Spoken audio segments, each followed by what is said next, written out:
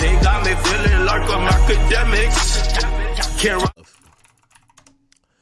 We covered Rick Ross responding to his former artist, and I want to say former friend, Gunplay, who accused him of essentially kind of giving up on him, not really putting all the resources behind him, and, really leaving him for dead. And Rick Ross kind of responded to that before, but also it looks like he's back and he's responding again. So Rick Ross, while in the pool, responded to Gunplay and all his accusations by saying this. And not laughing at my little bro's situation, because I got nothing but love for him, but the situation you talking about, what saying wasn't no budgets or nothing like that, the distributor had done dropped you. They ain't want nothing to do with you. MMG just ain't give you the bad news. We told you just keep working, just keep grinding. Don't stop, don't quit. Yeah, that's how it goes. When they don't want to spend no money on you, ain't no more budgets. You ain't have a manager or none of that. So they ain't tell you. And I ain't want to break your heart. I want you to keep hustling. Now, what Ross is saying here is like really true, but it's a sad reality. But one of the reasons people say don't sign to a rapper, not that anything Ross is doing is the problem, is that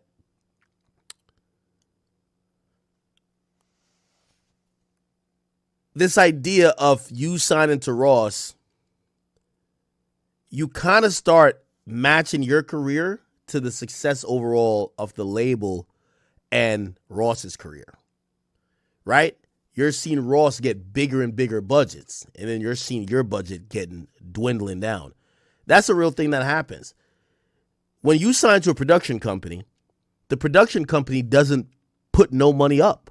Their job is just to produce the content, right? So they're waiting on the budget from Def Jam or Atlantic. Well, in these quarterly board meetings, they're going to be like, all right, so we sign Gunplay through MMG. Here's what we're going to do. We looked at his numbers for the last 6 months. All his numbers are going down. We've been giving you $250,000 every quarter to be the budget for him. Hey, this is what we're going to do. We are not going to work. We don't want to keep, continuing to finance that. We're going to drop that one portion of our deal with you, and we want to continue in these other things. Or it might be a JV for the whole label. It might be like, hey, listen, we're approving budgets, but the budgets should be allocated as this.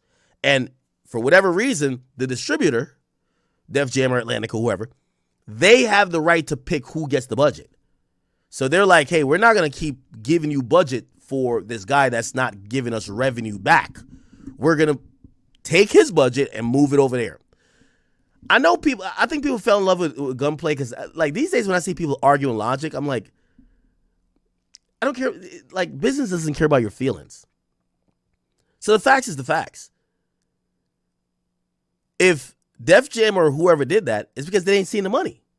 You're not going to just keep dumping money and keep financing something that doesn't make you money. And that's the problem. So, obviously Rick Ross is kind of saying it in an insensitive way where a label would kind of like, oh, hey, no, we're releasing you or whatever. I think Ross and them probably didn't tell him because oftentimes the production company, because they don't do too much other than collect the checks and cut the checks, they try to be an insulator for the artist that deals with the label. So when the label says, hey, we don't want to do that anymore, you try to leverage the current artist to make that person hot again, that the label got to start doing it again. So you might not tell them the truth, right? And what Rick Ross is saying is true. He says you didn't have a manager. That's a manager's job. Someone's going to tell the manager the truth. Yo, your artist is not making us money. This is a deal, da-da-da-da. The artist isn't supposed to go back. The manager is not supposed to go back to the artist, right? And say everything like that. Or listen, let's bring it back to something simpler. Yo, the artist says, Yo, I want Rolling Loud coming up. Tell them niggas I want 200,000. Rolling Loud tells the manager, yo, bro, your artist isn't hot.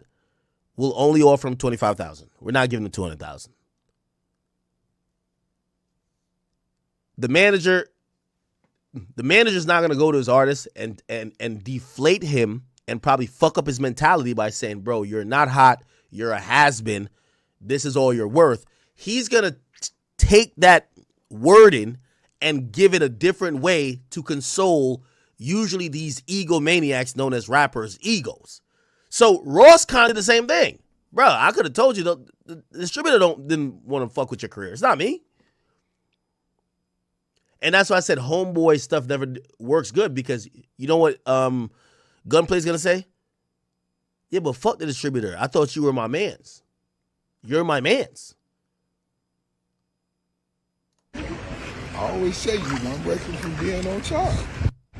And while I got all you niggas in group texts like bitches, cause you know, Rose always get the word. And not laughing at my little bro situation. Y'all plugging in South Beach Brew. This is Ricky Rose, new beer company from right here, South Beach. It's right here. Right here. It only makes sense. This shit is... Chat, let me tell you this. You'd be surprised how much a good manager, a good agent protects the feelings of a rapper or anybody that they've signed. You're going through a negotiation. It might be like, oh, okay, say they're shopping around my name. Okay, anybody want to do a podcast deal with Akademiks? There could be two people that's Akademiks. Oh, hell no. Women hate that nigga. We're good. They're not going to come back to me and tell me that, because it's going to deflate your ego. That's how it goes. They're going to take that info and be like, all right, we're going to just say they just passed. They probably have a lot going on anyway. You're not going to go back to the motherfucking artist and tell them exactly why niggas dropped you or niggas don't want to do a deal with you. Like, you have to protect the psyche of the client. That's just usually how it goes. And for the people who are like, nah, but Raw should have did, all right, you're just delusional. That really happens a lot. The bomb. It's the motherfucking best. It's going to be number one just in a short time. So, fellas, put this in y'all group text. Tell all your bitches I say hi. I feel you. Hey, that nigga was tongue kissing that bitch. What? For young hustlers, I want y'all niggas to just reflect and always remain appreciative of that work that niggas done put in for you. Niggas done put in 20 years of hard working, and when you niggas meet a hoe, y'all start tongue kissing on love and hip hop and throw the 20 years away. You know, when niggas fall in love and say hoes lawyers and they don't be lawyers and they just... How you feeling now? That's how niggas feel. Yeah. So I know how it go. I feel it. Y'all plugging in South. You mad, ain't it? Now, when you reflect and look in the mirror, damn. Now, it's still messy. I don't agree with you going in on your mans like this publicly. But I guess Ross is probably thinking, well, why did he go on a podcast talking about me? I get it. Damn, where I'm at. Yeah. Ain't no pause buttons on life, my nigga. You can't pause the hustle. Now get back in the streets. Yeah, like you say, get back in the streets and turn up, nigga. Let's go get it. I feel you. Okay. I don't think we've gotten any... Has Gunplay said anything else? Gunplay. Actually, what's his Instagram?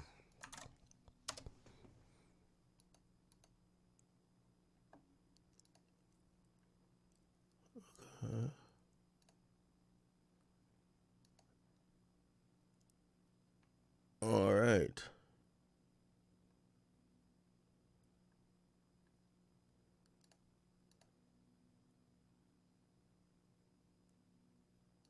Wait, everybody want a box now? Just at Wait, the what? studio No. Oh, this is not boxing. Never mind. the other day. I almost Okay, never mind. There is no... Okay. So it looked like he hasn't really responded.